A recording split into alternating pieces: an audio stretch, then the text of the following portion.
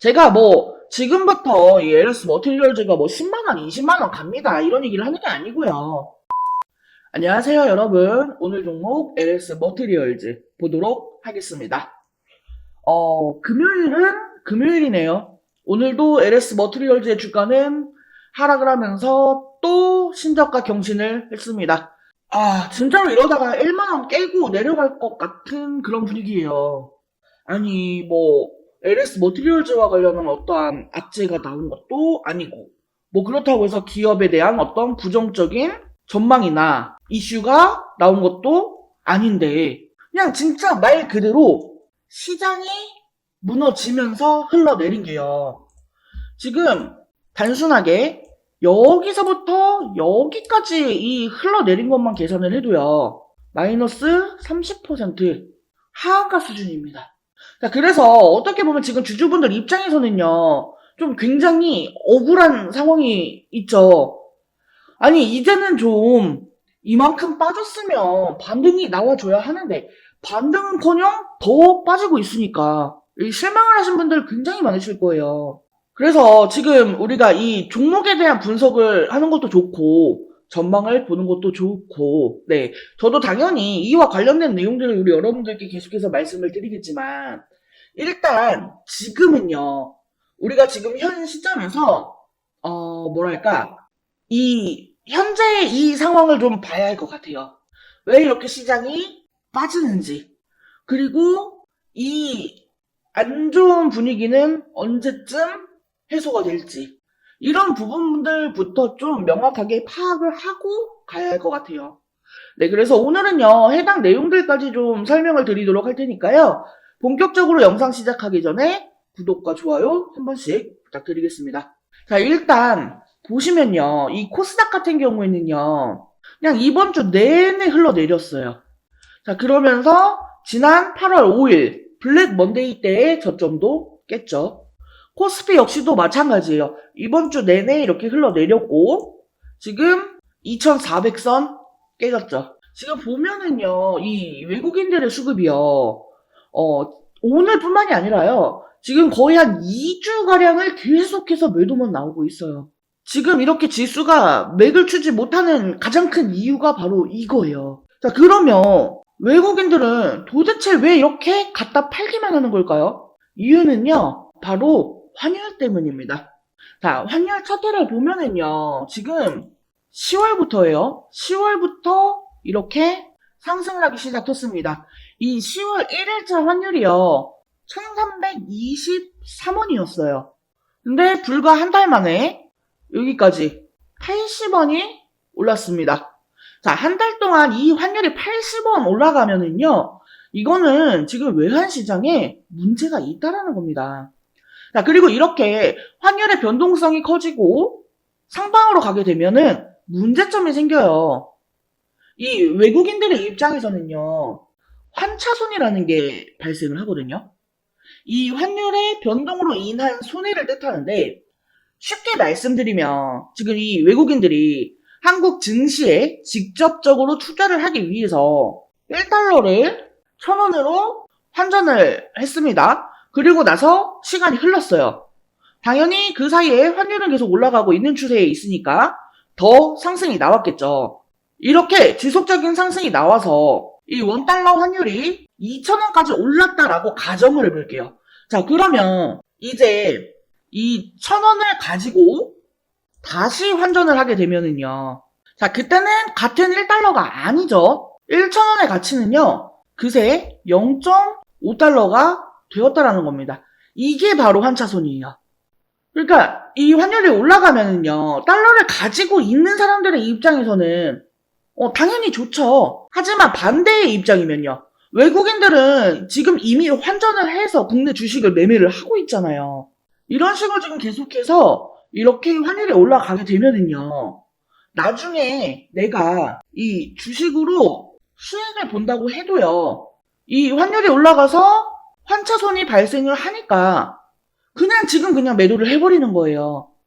이거를 리스크 헤지라고도 표현을 하는데 이것 때문에 지금 이 외국인들의 수급이 더 이상 들어오지 않고 또 보유 종목도 정리를 해서 나가게 되는 겁니다. 왜냐면 정리를 안 하면 나중에 이 환율 때문에 주가가 그냥 가만히 있어도 외국인들은 손해가 발생하는 거거든요. 그리고 지금 같은 움직임을 보이는 게 뭐가 있어요? 국채금리. 지금 이 10년물 국채금리도 보면은 여기서 여기까지 3.7%대에서 4.47%까지 올라갔어요. 이만큼 올라간 거 정상적인 모습이 아닙니다. 뭐 금리 같은 경우는 올라가는 이유가 굉장히 여러 가지가 있지만 우선 12월에 이 금리에 대해서요. 인하가 아니라 동결될 가능성이 크고요. 그리고 또 내년 1월에 이 트럼프 정부가 들어서면 이 금리 인하의 사이클이 중단이 될 수도 있다. 라는 전망이 나오면서 이거랑 반대로 국채 금리가 계속 올라가는 거예요. 그러니까 달러 강세가 나오고 달러 강세가 나오니까 한국의 원화 가치가 떨어지면서 원달러 환율은 계속해서 올라가고 이것 때문에 외국인들의 수급이 안 들어오고 있다. 어쨌든 지금은 이게 핵심이다라고 보시면 됩니다. 자, 그러면 이제 분명히 이런 생각하시는 분들이 계실 거예요. 이러면 한국 증시 된 거 아님? 털고 나가야겠네. 자, 여러분, 제가 항상 말씀드리죠. 이 하락이라는 게요. 그냥 마냥 천년만년 나올 수는 없어요. 급락이 나오면 필연적으로 반등이 나온다. 제가 지금 거의 매일매일 영상에서 말씀을 드리고 있잖아요. 언젠가는 하락이 멈추고요. 이런 악재들이 해소가 되는 구간은 옵니다. 그리고 저는 그게 얼마 안 남았다라고 생각을 해요. 자, 어찌 됐던 간에 지금 이 모든 사태의 원인은요. 이 트럼프 정책에 대한 불확실성 때문입니다. 그러니까 무언가 뚜렷한 악재가 있는 게 아니에요. 근데 이 트럼프가 당선이 되고 나서요. 구체적인 정책 방향이 안 나오고 있기 때문에요. 뭐 중국과의 무역 분쟁에 따른 피해가 확산될 수 있다라는 우려도 나오고 있고 한국의 대미 수출이 둔화될 수도 있다. 아니면은 중국의 경기 부양 정책이 실패를 했다. 막 이런 이슈들이 계속 나오는 거예요. 근데 이거는요. 우리가 2016년도에요. 이 트럼프 1기 때를 생각해 보면요. 그때도 똑같았어요. 지금이랑. 이 공화당 집권 시기의 국내 증시는요. 처음에는 불안한 모습이 많이 나와요. 근데 이제 정부가 제대로 구성이 되고 나서 이 정책에 대한 이 방향성이 딱 잡혀주면서 아마 그때 한국 시장도 거의 한 60% 정도 올랐을 거예요. 자, 근데 저는요, 지금 이 1기 때랑 지금이랑 큰 차이가 없다라고 봅니다. 자, 이제 내년 1월, 이때 트럼프 본격적인 임기가 시작이잖아요. 그때까지 이 정부를 제대로 구성을 하고 정책에 대한 방향성만 딱 잡혀준다라고 하면은요, 지금 이 시장에 나오고 있는 악재들은요, 다 해소가 될 겁니다. 결국에 달러 강세도 그렇고요, 뭐 금리가 올라가는 거든 뭐든 그냥 전망일 뿐이에요. 이 트럼프가 됐을 때, 이러한 것들 때문에 이런 모습이 나올 거다 하는 그런 우려 심리 때문에 먼저 매크로 변화가 발생을 하는 거지, 확정된 건 크게 없거든요. 그러니까 우리가 지난 2016년 때 요때 패턴을 봤을 때는 지금과 비슷하게 흘러가고 있고요. 이제 트럼프 정부만 제대로 구성이 되고 나면은 이 시장도 안정을 되찾고 지금 누가 봐도 저점인 자리잖아요. 이제는 시원한 반등이 한 번쯤은 나와줄 겁니다. 결국에는 이러한 악재 내용들을 불러일으키고 있는 불확실성이라는 게 해소가 될 거니까요. 자, 그러니까 우리 LS 머티리얼즈 주주분들 그냥 포기를 하고 있다가 얘가 어느 정도 올라왔을 때 바로 갖다 파는 게 아니고요. 지금 내가 이 평단을 관리할 수 있는 예수금 여유가 있고 하면은 지금은 좋은 타이밍이 될 거고요. 뭐 그냥 나는 지금 정말 너무 이거 짜증나고 지긋지긋해서 그냥 물량 좀 정리하고 싶다 하시는 분들도요. 제가 뭐 지금부터 이 LS 머티리얼즈가 뭐 10만원, 20만원 갑니다 이런 얘기를 하는 게 아니고요. 최소한 여기 이 박스권 상단 자리까지. 예. 그러니까 지금 원래 주가까지 이렇게 회복을 해주더라고요. 그래서 이만큼이 올라갈 수 있는 거니까. 일단은 천천히 반등을 좀 기다려보자 이겁니다. 지금 손절하는 거는요. 결국 여러분들은 이 시장이 무너지면서 패닉이 나올 때 같이 물량을 던지는 거랑 다를 게 없어요. 자, 제가 이 LS 머티리얼즈 대응하는데 최대한 도움을 드릴 거니까요. 일단은 저 홈프로를 믿으시고 제 영상 항상 챙겨보시고 잘 따라오시면 됩니다. 그리고 또 제가 뭐 영상 촬영을 하지 않는 그런 상황에서도요, 이 LS 머티리얼즈와 관련된 정보들 계속해서 텔레그램 정보방을 통해서 제공을 하고 있잖아요. 이 텔레그램 정보방에 들어오시면은요, 이 시장에서 실시간으로 확인되는 뭐 각종 뉴스, 이슈, 재료, 일정, 그리고 타점, 대응 전략까지 다 받아보실 수가 있으니까요. 내가 이 LS 머티리얼즈 어떻게 대응해야 될지 모르겠다. 제발 나 이거 탈출하고 싶다. 하시는 분들은요. 하단에 전화번호 있습니다. 010-7913-1671 여기로 숫자 5번 또는 종목명 앞에 두 글자 LS라고 메시지 남겨주세요. 자, 그리고 영상 끝까지 시청해주신 우리 여러분들을 위해서 이번 11월 홈프로픽 대박 종목 말씀드리도록 하겠습니다. 자, 해당 종목은요. 유리기판 관련주예요. 유리기판이 이번 연도부터 조금씩 부각이 되기 시작을 했죠. 아직 양산을 시작한 단계까지는 아니기 때문에 본격화가 되기 전에 우리가 이 미리 유리기판에 대한 정보를 알아둘 필요가 있어요. 즉 투자의 준비를 해야 한다는 거예요. 자, 먼저 이 유리기판이 갑자기 올해부터 주목을 받게 된 이유. 첫 번째로 이 AI 반도체가 크게 대두가 되죠. 이미 오래전부터 이 유리기판에 대한 연구는 진행이 되어 왔습니다만 오버스펙으로 분류가 되어 있었습니다. 그런데 올해 들어서 이 AI가 확산이 되면서 다시금 주목을 받게 되는 그런 기기가 된 거죠. AI 데이터 처리량이 너무나 기하급수적으로 증가를 하게 되면서 현재 추세로는 이 고집적 패키지 기판이 필요할 것으로 전망이 되기 때문이에요. 현재 AI 반도체를 만들고 있는 대표적인 회사는 엔비디아입니다. 그리고 엔비디아의 AI GPU는 TSMC의 코어스 패키지 기술로 제작이 됩니다. 이 TSMC의 코어스 방식은 서브스트레이트 위에 인터포저라고 하는 실리콘 기판을 올리고 그 위에 GPU와 HBM을 올립니다. 여기서 이 인터포저는요, 각 칩을 하나의 다이처럼 연결을 해주는 역할을 합니다. GPU와 HBM 등 이종 반도체를 하나의 패키지에 집적하기 위해서 사용하는 별도의 기판이라고 보시면 돼요. 이 GPU와 HBM을 인터포저에 함께 실장하면 이 칩 간의 거리가 가까워지고 많은 양의 배선이 가능하며 실장 면적이 축소되어 칩 간 연결 속도가 빨라지기 때문에 데이터 처리 속도가 향상이 되고 전력 소모를 줄일 수가 있습니다. 그리고 여기에 칩넷 기술을 결합하면 생산 수율과 시스템 원가도 개선을 시킬 수가 있죠. 하지만 기본적으로 이 실리콘 인터포저는 패키징 비용이 굉장히 높습니다.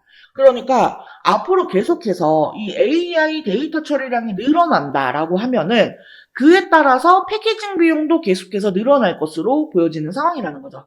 근데 만약에 여기에서 유리기판을 사용하게 되면 인터포저를 생략하게 되기 때문에 이 패키징 비용을 줄일 수가 있습니다. 그리고 더 많은 트랜지스터를 집적시키는 것도 가능하다라는 거죠. 그렇기 때문에 지금 이 유리기판이 재조명이 되고 있는 거예요. 자, 그래서 제가 이 유리기판 관련주들을 좀 정리를 했습니다. 근데 우리가 이 모든 종목들을 하나하나 다 살펴보고 매매를 할 수는 없기 때문에 제가 이 기업들이 유리기판과 관련해서 얼마나 많이 이슈를 받았는가 이거에 대해서 비교를 해보니까 가장 많은 이슈를 받았던 기업이 바로 이 기업이더라고요. 그래서 이번 11월 대박 종목으로 이 기업을 준비를 한 거예요. 해당 기업의 특징을 살펴보면은 일단 반도체 패키징용 유리기판 제조 장비를 양산 라인에 최초로 공급을 한 기업입니다. TGV 등 유리 가공 장비를 선제적으로 준비해 현재 납품을 하고 있는 대장주라고 볼 수가 있겠습니다. 지금 이 종목을 포함해서요, 유리기판 3대장이라고 불리우는 종목들이 있어요. 각각 유리기판을 생산하고 장비를 담당하고 소재를 담당하는 그런 기업들입니다. 그리고 제가 준비한 이 종목은 이 중에서도 장비를 담당하고 있어요. 자, 게다가 이 3대장 중에 유리기판을 생산하는 기업에 TGV 장비를 납품을 하면서 이 유리기판의 가장 수혜주로 부각이 되었습니다. TGV 공정은요, 유리기판을 뚫는 전극 통로를 만드는 기술인데, 이게 유리기판의 핵심 기술이거든요. TGV 공정은 세 가지 방식이 있어요. 레이저 방식, HF 애칭 방식, PNL 가공 방식. 이 회사는 레이저 방식과 HF 애칭 방식을 혼용해서 사용하기 때문에 유리 표면에 미세한 크랙을 줄이고 식각 속도를 향상시킬 수 있습니다. 이 크랙이 없이 홀을 만드는 게 제일 중요한 거거든요. 근데 이러한 부분을 두 가지 방식의 공정을 혼용 사용하면서 커버를 했다라는 겁니다.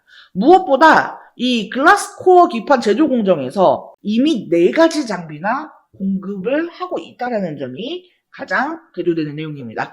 해당 종목의 차트를 같이 한번 살펴보면은 사실 이전에는 관련주였기 때문에 주가가 고만고만했습니다. 그런데 올해 들어서 이 유리기판 관련주로 부각이 되면서 역사적 고점을 만들었어요. 하지만 이후 이 반도체 업황 둔화로 주가가 급락을 했고 최근 쌍바닥을 찍고 강하게 상승 중에 있습니다. 다른 반도체주들보다 상승 흐름이 굉장히 강한 것을 볼 수가 있어요. 수급 또한 지난 한 달을 보면은요, 개인은 팔고 외인과 기관은 샀습니다. 특히나 연기금이 의미 있게 사 모으는 점을 주의 깊게 보시면 좋을 것 같아요. 자, 이 유리기판의 개발 속도를 갑자기 높이기 시작한 것은 AI 때문이라고 말씀을 드렸죠. 이전부터 꾸미기판이라면서 이 성장성에 높은 점수를 줬지만 이게 워낙에 어려운 기술이기 때문에 허들이 높았습니다.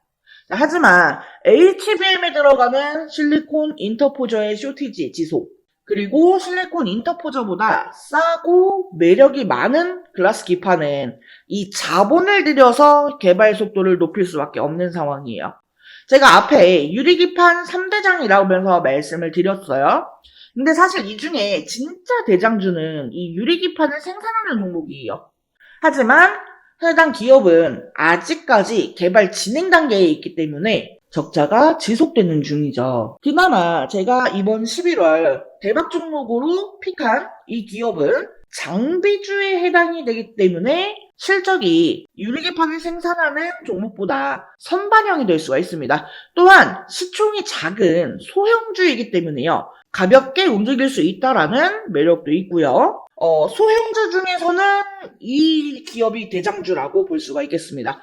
HBM과 관련해서 직접적인 수혜는 국내 기업에서 많지 않았어요. 하지만 이 유리기판 관련주는 디스플레이 밸류체인 기업들이 기존에 유리 가공을 해왔기 때문에 관련주들이 많은 편이고 그 중에서도 대장주이기 때문에 충분히 기대를 해봐도 된다라는 점에서 이번 11월 대박 종목으로 정프로가 픽을 한 거고요. 해당 종목과 관련한 내용이 궁금하신 분들은요. 010-7913-1671 여기로 대박이라고 2글자 메시지 남겨주시면 제가 관련 자료와 함께 타점, 대응 전략을 공유해드릴 수 있도록 하겠습니다. 자, 이번 영상은 여기서 마치도록 하겠습니다. 제 영상이 조금이라도 도움되었다면 구독, 좋아요, 알림 설정 한 번씩 부탁드릴게요. 오늘도 영상 시청해주셔서 감사합니다. 다음 영상에서 또 뵙겠습니다.